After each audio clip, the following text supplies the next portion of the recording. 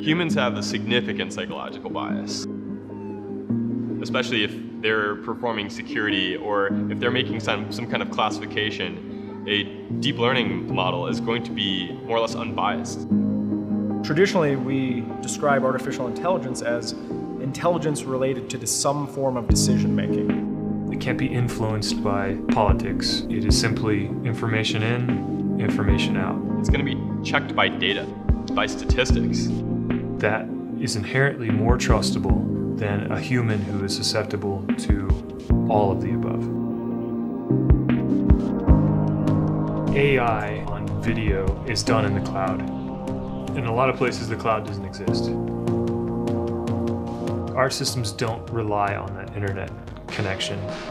The processor inside does the distillation of image data down to much, much smaller pieces and allow it to just send those little bits of information up instead of huge gigabytes worth of picture information.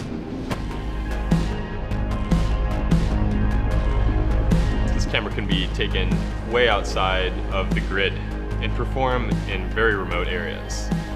It's got the ability to go into environments that are freezing cold, wet, to over 120 degrees Fahrenheit. It's using high-performance computing that are able to really deploy an artificial intelligent engine where traditionally it is not possible. That is the benefit of our system, is being able to put this into a satellite-only environment and out in the middle of the Pacific Ocean with the ability to run AI on the camera.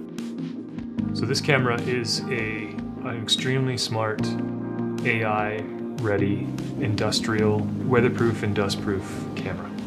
At the same time, what is key to the DNN camera is the inference speed. So once you have a very complex model, we want to be able to take that model out into the edge case in real environments.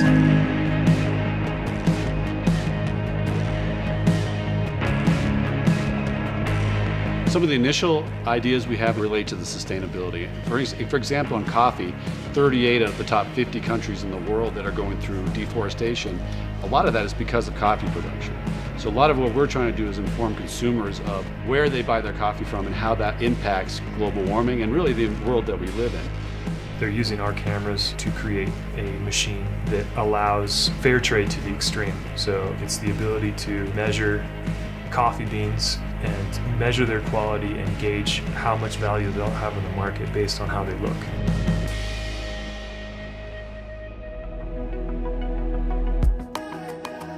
Our company's mantra is to use AI for good. We really are only kind of tapping the surface of what I think AI actually is. And the most promising things have been these deep learning algorithms. I am very excited about the future, and part of that future is enabling AI for everyone. AI is resurfacing.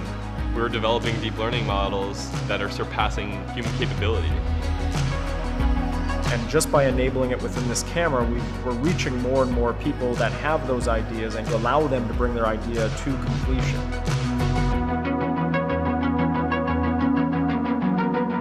Boulder AI is a company that takes vision and distills it down to actionable data.